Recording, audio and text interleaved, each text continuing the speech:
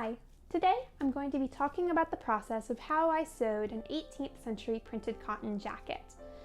A lot of people are interested in making 18th century garments, and for good reason. I think the shape is really interesting and it's a good way to learn about history. And there are a lot of great blog posts and books and sewing patterns available out there, but I haven't seen a whole lot of videos about hand sewing 18th century women's fitted garments. So I wanted to kind of fill that lack and film the process of making this jacket so that anyone who's looking to learn how to make an 18th century jacket can maybe use this as a resource.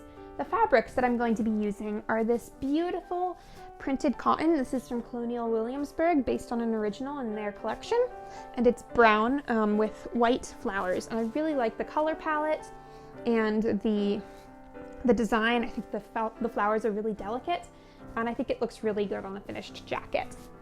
And then the lining that I picked is pretty fun. It's a white and red striped linen, and I just had this lying around. I figured, oh, I may as well get rid of it. I may as well use it up because this is honestly not that useful of a fabric. And I don't know how accurate this is as a lining fabric. I know that linen was used as lining. I know that like patterned and checked and striped linen was used as a fabric, but I don't know about this kind of linen. This kind of linen is often associated with sailors in the 18th century, so I don't 100% know about its accuracy for linings, but it's definitely a fun pattern and it makes my jacket look pretty piratey, and that's definitely not a problem. And before I get into the sewing of this, I want to talk a little bit about printed cottons in the 18th century. So by the 18th century, India had developed really advanced textile weaving and printing techniques. They wove very fine cottons and they printed them with lots of different colors, and these fabrics became all the rage in Britain and in the British North American colonies. I'm not 100% sure about other areas. That's not my area of expertise, but do let me know if that is in the comments, if that's your area of expertise, or if you have some examples from different countries. But anyway, these printed cottons were all the rage, and because of this, the British East India Company wanted to capitalize on this. So they kind of used this desire for printed cottons as an excuse to try to get a foot in India, which is part of the reason that the British ended up colonizing India, which is real bad. If you know anything about British colonial history, you'll know that the British were not good colonialists. Not that there's a such thing as a good colonialist, but it definitely led to a very dark period in history. And the desire for cotton also led to the expansion of the Atlantic slave trade, as enslaved people in the southern United States cultivated cotton to fulfill this demand. So there's definitely a dark history to printed cotton, and I mention this because I think, especially as someone who wears historical clothes to reenactments, people ask me a lot about the garments that I'm wearing and what did they mean, what was their significance in the period. And having a garment like this that can be an educational tool to show others, or to show people to help people learn about the past and about the darker aspects of the past, I think that can be really important and can make the past more tactile than something like a history book would do. But yeah, I just wanted to explain that so that if anyone's wondering, why is she making that jacket? There's your reason. I'd also like to say a few things about the pattern for this jacket. It was based on an original in the Colonial Williamsburg collections, which is described in the Costume Close-Up book. It's from like 1775 to 1785 from France, so I guess printed cottons were popular in France, at least in this instance. And it's basically a plain jacket with kind of a peplum around the bottom, and I think it's really cute. I've always wanted to make it. But so for the patterning, I took an 18th century dress pattern that I've used for a while and that I've altered to suit my needs for various dresses, and I just altered it to suit this extant jacket. But I know that's not an option for everyone, so if you're trying to make a jacket but you don't have a pattern, I recommend starting with an 18th century dress pattern and just altering it a little bit. 18th century fitted women's garments patterns are all basically the same, with a few exceptions, and then just with some minor alterations you can get a myriad of different patterns. So that's what I did, and that's what I recommend you do. And I guess without further ado, let's get to sewing. The first step in making this jacket was cutting out the linen lining. I laid my basic 18th century dress pattern on my fabric, then traced the pattern onto the linen with chalk, changing the shape to give the jacket a peplum, like on the original jacket that inspired this one. Next, I stitched my lining together with basting stitches so that I could check the fit. I immediately noticed that my sleeves were way too big, so I pinned a new seam to make them fit better. I fit the basted together jacket over stays as well as over a petticoat to give me a good idea of where the waist of this jacket should fall on me. Once I was satisfied with the fit of my lining, I used it as a pattern to cut out the outer cotton fabric. With the pattern pieces cut out, the first step was to begin the center back seam. First, the lining pieces were laid over the cotton, wrong sides together, and the center back edges of the lining and of the cotton were turned under by about a centimeter, with the folds facing towards each other. Each back piece was basted together all the way around, keeping the folds at the center back flush together. Here's where I made a mistake. I should have folded the cotton and the lining towards each other at the hem of the jacket before stitching the center back. This would have made the eventual hemming of the jacket much easier.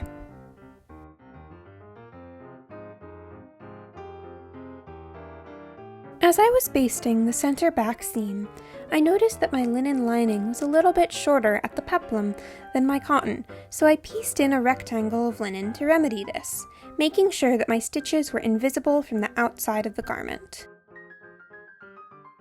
Next, I pinned the two back panels together, cotton sides together.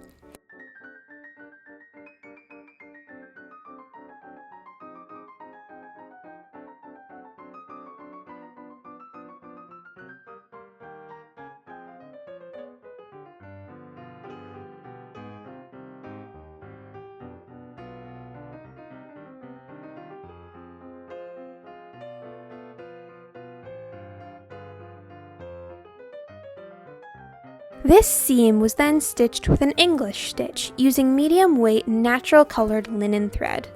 The English stitch is done by stitching through both layers of cotton, then through the layer of linen, very close to the edge of the fold. The thread, now coming out of the linen layer on one side, is stitched through the two cotton layers and the other linen layer, and this is repeated until the seam is done.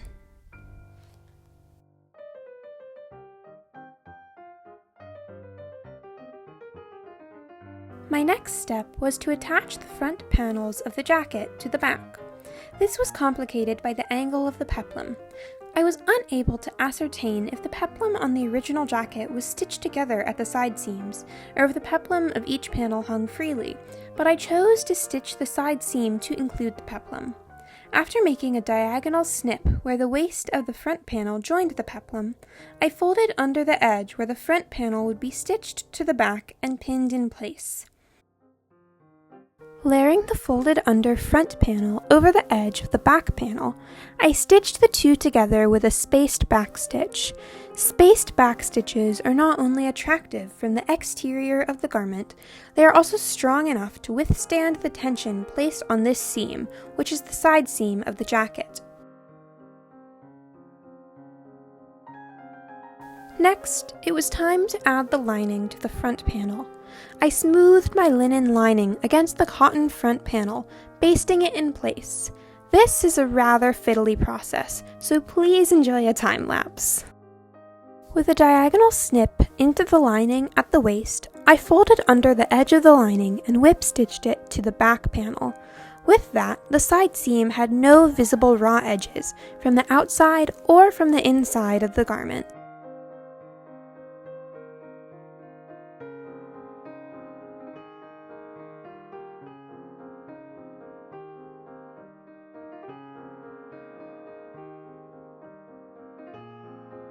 The next step was cutting a slit in the peplum of the front panel. The original jacket on which I based this one has something similar, which is why I chose to incorporate this. It also helps prevent puckering at the front of the waist. I had marked the top point of the slit when I fit tested my lining, and I used a ruler to cut the slit, ensuring that the two front panels would be symmetrical.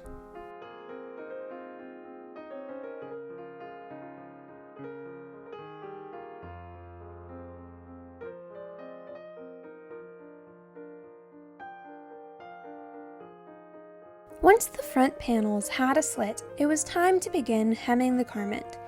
This is done by folding the lining and the cotton towards each other and stitching the two layers together. Of course, first I had to baste this hem all the way around the jacket, up to and including the neckline. This will make it much, much easier to simply hem the entire jacket in one fell swoop, rather than switching between basting a few inches and stitching a few inches. The very point of the back of the jacket, however, was not cooperating, so I left it unhemmed for now. The hem around the jacket was stitched with a stitch called an edge stitch, or an edge hem stitch. The book, The American Duchess Guide to 18th Century Dressmaking, gives a fairly detailed tutorial, but essentially this stitch looks like a running stitch from the outside of the garment and a whip stitch from the inside of the garment, and it secures two edges of fabric together.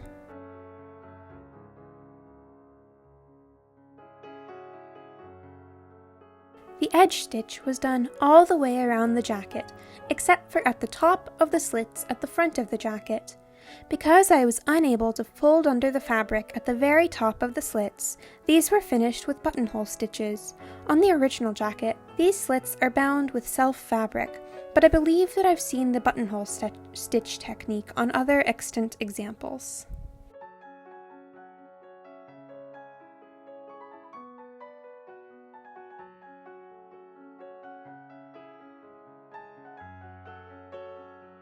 With the jacket hemmed all the way around, it was time to turn my attention to the sleeves. First, I stitched up the darts at the elbow in both the lining and the cotton layers. Then, I folded the hem of each sleeve piece towards the wrong side of the material, basting the fold in place. This will help when I actually hem the sleeves. Next, it was time to construct the sleeves. This is a weird process, which I believe some call the tailor's method for stitching sleeves, but it works really well for the sleeves in 18th century garments. First, it's important to make sure that the sleeves are the right matched pair. They should layer wrong sides together and be the same shape, not mirrors of each other. The next step is folding each individual sleeve piece in half so that the edges are matched up with the right side of the fabric facing inwards. Then, the seam edge of the sleeve should be matched up and pinned.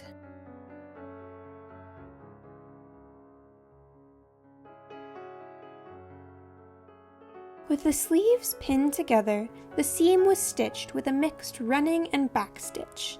I made sure that this seam was strong and that my stitches were fairly small, because this is the main construction seam of the sleeve. Once the sleeve was constructed, I turned it inside in. This technique creates a sleeve where the seam is fully encased by the lining and the cotton. With the sleeve inside in, my next step was to hem it using an edge stitch. Because I had already basted the hems on the sleeves before construction, this was just a process of pinning the edges of the sleeve together before stitching them using the same stitch with which I hemmed the rest of the jacket. Once the sleeve was hemmed, it was complete, and I had to do the same process on the other sleeve. At this point, it was almost time for a fitting.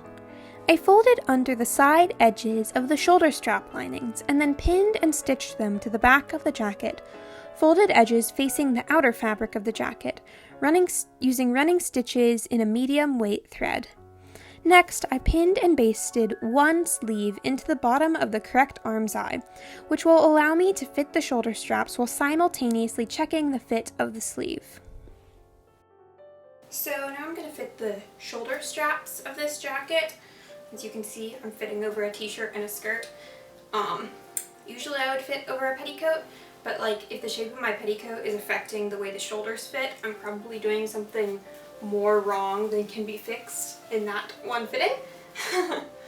So I've just pinned the shoulder straps in the front just to get a sense of how long I want them to be, and then I'm going to just pin the front secure kind of loosely just along the center front of my stays. This doesn't need to be perfect.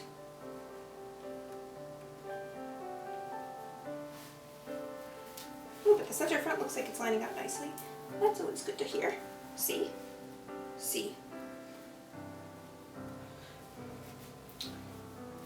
senses are difficult.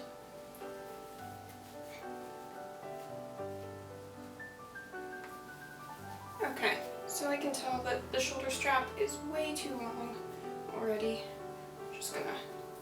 I like my shoulder straps to be pretty taut, so I'm gonna pin it in place, and then I'll mark it with a pencil once I've taken this off, and that will make it a lot easier to stitch down. I'm gonna do the same on this one. As you can see, I've also basted a sleeve on, more to just make sure that nothing's too awry before I go forward, and honestly, the sleeve's feeling pretty good. Got a lot of range of motion. Looks good. Probably fit better once the jacket's actually closed, but I think it looks pretty good. And the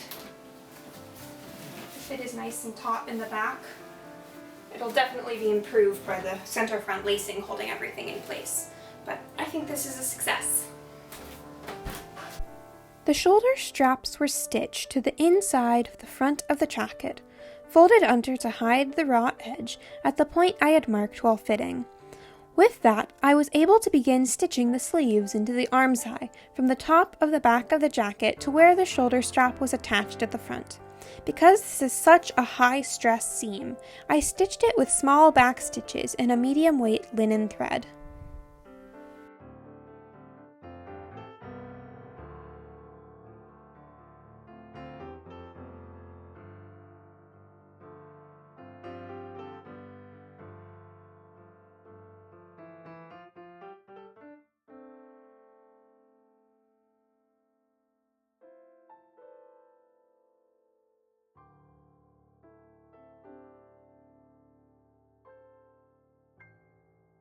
With the sleeves stitched in, it was time to fit the sleeve heads. This is a difficult process to do on oneself, so if you have a friend who is willing to help or a dress form with shoulders, that will make this much easier. First, you want to pin your garment on your body in a way that is as similar to how it will be worn as possible, though skirt supports or petticoats aren't super important when fitting the shoulders. I pinned my jacket to my stays because I had not yet added eyelets for lacing to the front of the jacket. With the jacket on, I began fitting one sleeve.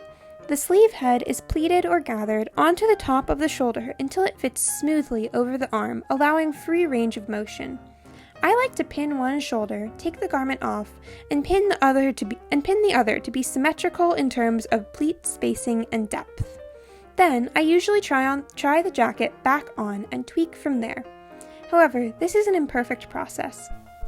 I'm recording this after I've finished the jacket, and I can say that my sleeves do not fit perfectly, though this is more of a result of the back being too wide, which I had missed when fitting for the first time, than a result of mistakes in setting the sleeves. This process takes a lot of time and experience to master, and I am clearly not there yet, but my sleeves improve with each garment, and so will yours.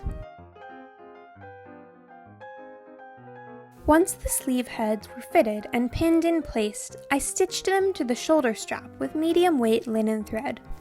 Because I had folded under the long edges of the shoulder strap linings before stitching them to the jacket, I was able to whip stitch the sleeves to the shoulder strap lining in a way that prevented raw edges from being visible on the interior of the sleeve head. With the sleeves attached to the shoulder strap linings, it was time to apply the cotton shoulder strap to the outside of the garment, encasing all of the raw edges, including the neck edge of the jacket. This piece was pinned in place over the shoulder strap lining, raw edges folded under and pinned, and then was stitched on with a whip stitch around the three edges, the stitches nearly invisible from the outside of the garment.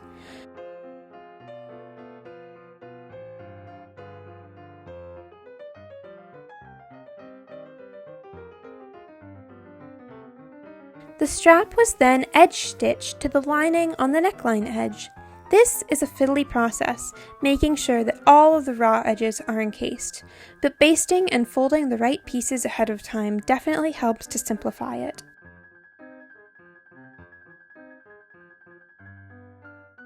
Once the shoulder straps were done, I was able to move on to a few finishing touches to complete the jacket.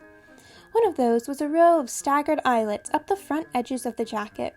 I forgot to film this step, but sandwiched between the lining and cotton at the front of the jacket, I had basted a narrow strip of heavy-weight linen fabric so that I could support the eyelets at the front of the jacket.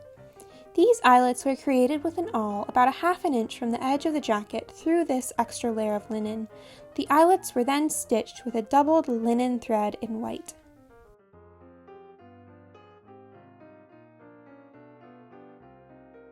Next, I finished the edges of the shoulder straps at the interior of the back of the jacket and the top of the back of the jacket. This was done by folding both raw edges under themselves, enclosing a hem. This was secured to the lining at the top of the back of the jacket with one continuous line of stitching. Usually, I bind the top edge of the back of an 18th century garment, but now that I've tried this technique, I also like it, especially when it flows well with the finishing of the shoulder strap edges.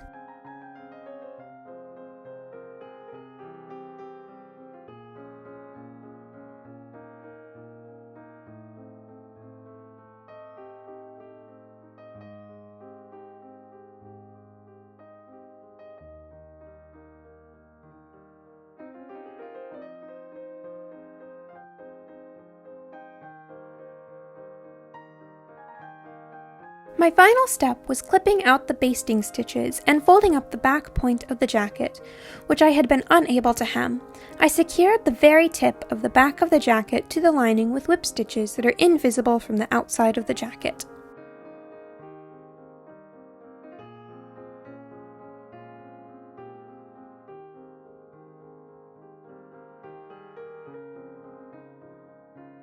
The jacket is worn over a linen shift, my pink wool 1770s stays, a tan under petticoat, and a teal wool petticoat, and a checked linen apron. The jacket laces up the front with a linen lacing cord, though this would be more easily done with a bodkin to aid in lacing.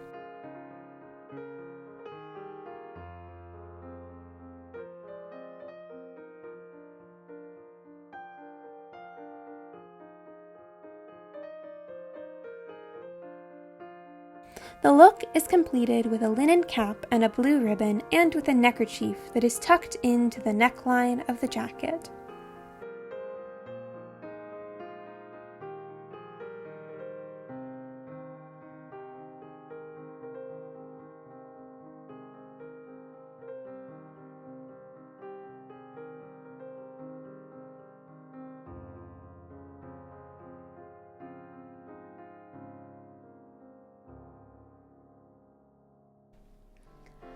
I hope you found this video useful, and let me know if you end up using it to help you make an 18th century jacket.